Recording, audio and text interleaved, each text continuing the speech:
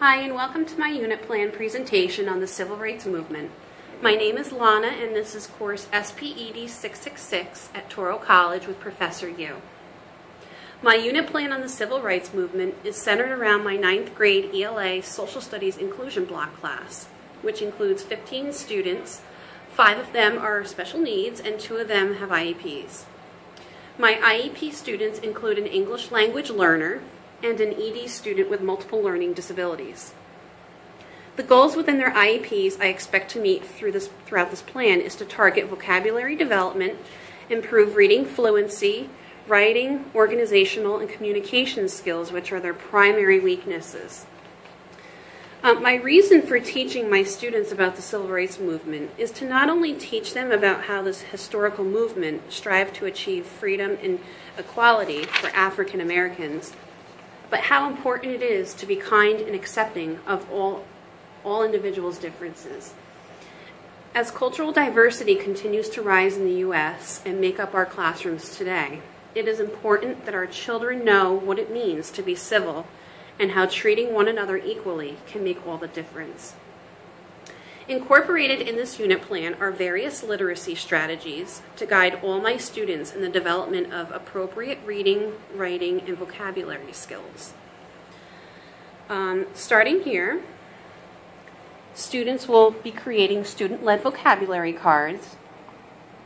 Here we're working with the word segregate, so if you flip it over, they will be identifying the meaning of segregation, identifying part of speech, listing 3 synonyms for the word, creating a sentence and highlighting the word in the sentence, and then drawing an illustration.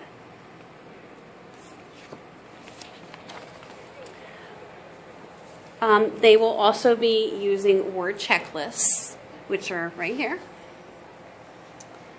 And this is actually to help me get a baseline to see where their prior knowledge of words stand and words that they will still need to learn throughout the unit. They will also be using KWL charts, which is here. Okay, this is what I want to know, what I know, what I want to know, and what I've learned. They will be filling this out in the beginning of the unit, what they already know. Also at the beginning of the unit and throughout the unit, they'll be writing about what they want to know. And as the unit comes to a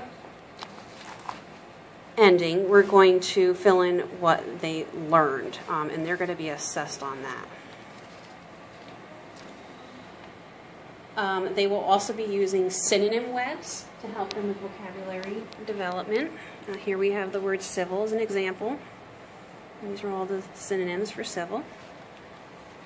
They will be using graphing organizers, which is here,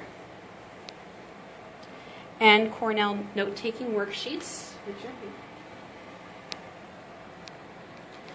And they will use them to guide them in the development of effective comprehension, writing, listening, and speaking skills.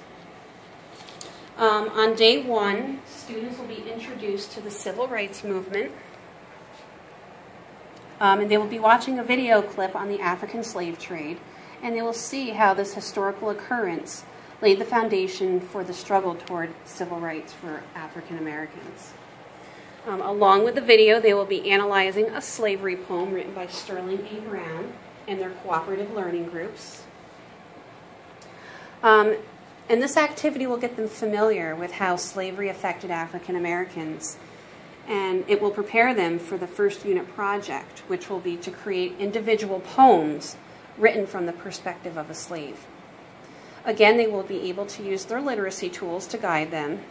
Particularly in this Brown poem, they'll be pulling out any unfamiliar words, which I've highlighted, and they will create vocab cards to help them as they analyze the poem, especially for the special needs learner. That's very important.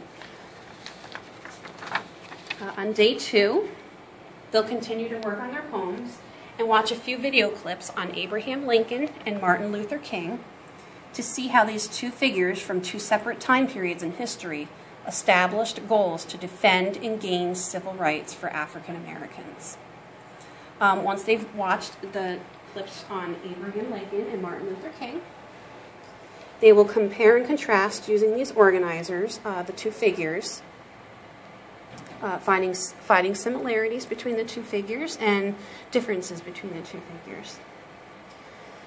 Following this assignment, they will then begin researching for their self-created slavery poems using 3 sources from the internet, such as articles, videos, and or biographies.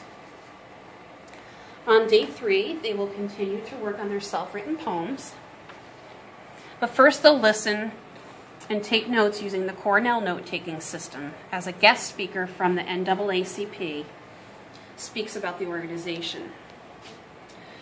The Cornell notes will look something like this, 3 to 4 simple sentences, just to test their comprehension and listening skills, their listening skills. And then once the presentation is completed and they finish their notes, they will begin choosing either Ruby Bridges, Rosa Parks, or Martin Luther King to write a letter to in their second and final project of the unit. They will be shown a few short clips prior on the biographies and backstories of these 3 figures. And then on day 4, they will use an array of books as shown here to research with and assist in their letters, and they're all on grade level so that students don't struggle too much with their comprehension.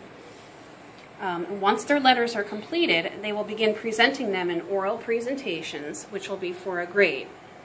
They will also begin presenting their slavery poems. Assessments will be completed using a rubric to see what will be expected of them, and they will receive copies of the rubrics to see what will be expected of them in the grading process. And then on day 5, they will use this time to finish presenting their projects and reflecting on what they learned in their KWL charts. As I mentioned, they will also be graded on their KWL charts when they're completed. And then they will also begin watching the Ruby Bridges movie as they wrap up the unit. Prior to each lesson, let me know, they will activate their prior knowledge in their Do Now journals by answering a daily question and then sharing their experiences out loud in the first 5 or 10 minutes of class. At the end of each class, they will complete exit passes, which I have here as an example.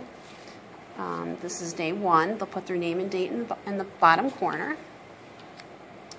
And then in 3 to 5 sentences, they'll just demonstrate their understanding about what they have learned, or some questions they may still have, or they're confused with material, just so I can get an understanding and clear up any misconceptions prior to the next day's lesson.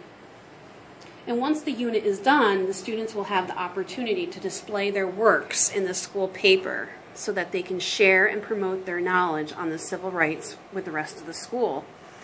And most importantly, spread the importance of equality and freedom among cultural diversity. Again, this has been Lana Giovanello, my unit plan on the civil rights movement for SPED 666. Yeah, because when you started talking